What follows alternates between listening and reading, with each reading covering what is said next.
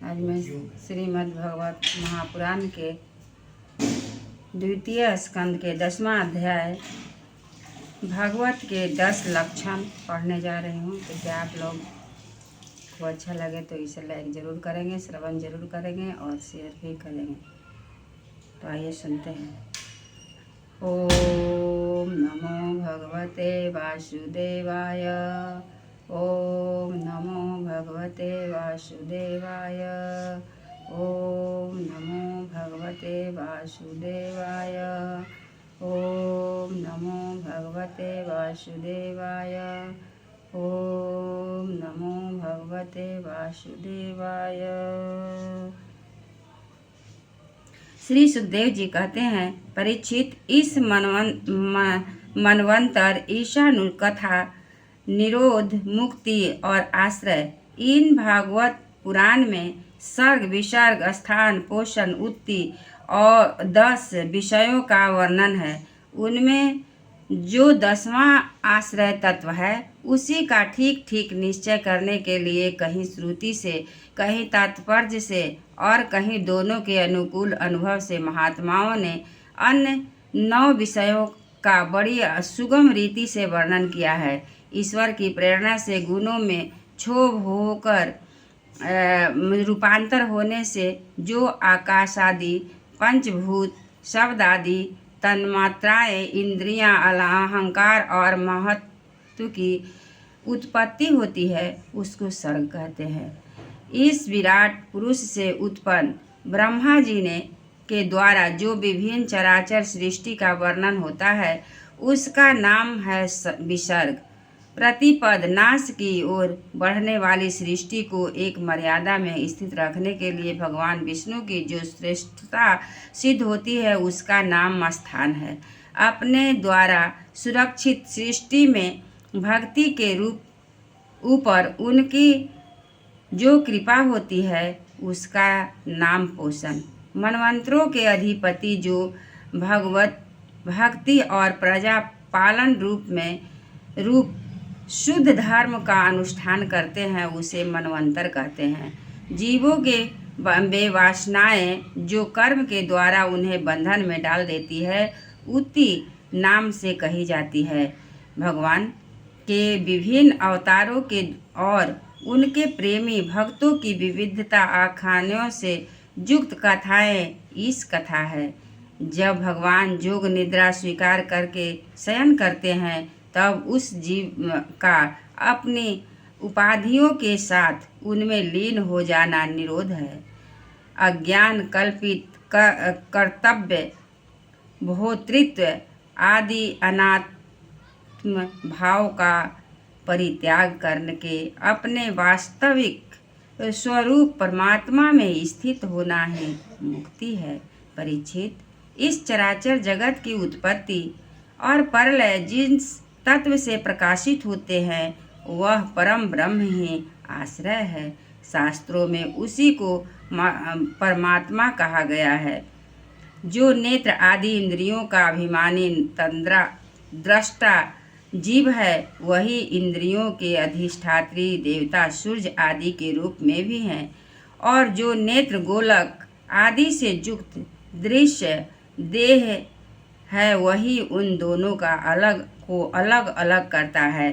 इन तीनों में यदि एक का भी अभाव हो जाए, तो दूसरे दो की उपलब्धि नहीं हो सकती। अतः जो इन तीनों को जानता है, वह परमात्मा ही सबका अधिष्ठान आश्रय तत्व है। उसका आश्रय वह स्वयं ही है, दूसरा कोई नहीं। जब पूर्वोक्त विराट पुरुष ब्रह्मांड को फोड़कर निकला, तब वह अपने रहने का स्थान ढूंढने लगा और स्थान की इच्छा से उस शुद्ध संकल्प पुरुष के अत्यंत पवित्र जल की सृष्टि की। विराट पुरुष रूप नर से उत्पन्न होने के कारण ही जल का नाम नार पड़ा। और जब उस अपने उत्पन्न किए हुए नार से में वह पुरुष 1000 वर्षों तक रहा, उसी से उसका नाम नारायण हुआ। नारायण भगवान की कृपा से ही द्रव्य, कर्म, काल, स्वभाव और जीव आदि की सत्ता है। उनके अपेक्षा कर देने पर और किसी का अस्तित्व नहीं रहता।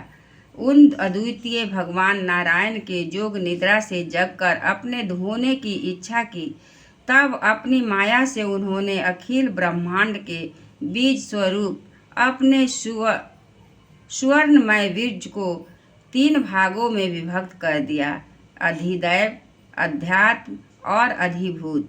परीक्षित, विराट पुरुष का एक ही बीज 3 भागों में कैसे विभक्त हुआ, सो सुनो।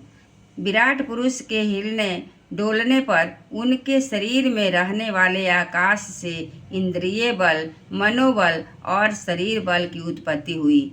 उनसे इन सबका राजा प्राण उत्पन्न हुआ। जैसे सेवक अपने स्वामी राजा के पीछे पीछे चलते हैं, वैसे ही सबके शरीर में प्राणों के प्रबल रहने पर ही सारी इंद्रियां प्रबल रहती है, और जब वह सुस्त पड़ जाता है तब सारी इंद्रियां भी सुस्त हो जाती है। जब प्राण जोर जोर से आने जाने लगा, तब विराट पुरुष को भूख प्यास का अनुभव हुआ। खाने पीने की इच्छा करते ही सबसे पहले उनके शरीर में मुख प्रकट हुआ। मुख से तालु और तालु से रसेंद्रिया प्रकट हुए। इसके बाद अनेकों प्रकार के रस उत्पन्न हुए, जिन्हें रसना ग्रहण करती है। जब उनकी इच्छा बोलने की हुई, तब वाक् इंद्रिया, उनके अधिष्ठात्र देवता अग्नि और उनका विषय बोलना, ये तीनों प्रकट हुए। इसके बाद बहुत दिनों तक उस जल में ही वे रुके रहे। श्वास के वेग से नासिका छिद्र प्रकट हो गए। जब उन्हें सूंघने की इच्छा हुई, तब उसकी नाक घ्राणेन्द्रिया आकर बैठ गई, और उसके देवता गंध को फैलाने वाले वायु देव प्रकट हुए। पहले उनके शरीर में प्रकाश नहीं था, फिर जब उन्हें अपने को तथा दूसरे वस्तुओं को देखने की इच्छा हुई, तब नेत्रों के छिद्र उनका अधिष्ठाता देव सूर्य और नेत्रेंद्रिय प्रकट हुए। उन्हीं से रूप का ग्रहण होने लगा। जब वेद रूप ऋषि विराट पुरुष को स्तुतियों के द्वारा जगाने लगे, तब उन्हें सुनने की इच्छा हुई। उसी समय कान, उनकी अधिष्ठात्री देवता, दिशाएं और श्रोत्रेंद्रियां प्रकट हुई। इसी से शब्द सुनाई पड़ता है। जब उन्होंने वस्तुओं की कोमलता, कठिनता, हल्कापन, भारीपन, उष्णता और शीतलता आदि जाननी चाहिए, तब उनके शरीर में चर्म प्रकट हुआ। पृथ्वी में से जैसे वृक्ष निकल भीतर बाहर रहने वाला वायु भी प्रकट हो गया। स्पर्श ग्रहण करने वाली त्वचा इंद्रियें भी साथ ही साथ शरीर में चारों ओर लिपट गई, और उससे उन्हें स्पर्श का अनुभव होने लगा। जब उन्हें अनेकों प्रकार के कर्म करने की इच्छा होने हुई, तब उनके हाथ उग आए, और उन हाथों में ग्रहण करने की शक्ति, हस्तेंद्रियां और उनके अधिदेवता इंद्र प्रकट हुए, और दोनों के आश्रय में रहने वाले ग्रहण रूप कर्म भी प्रकट हो गया।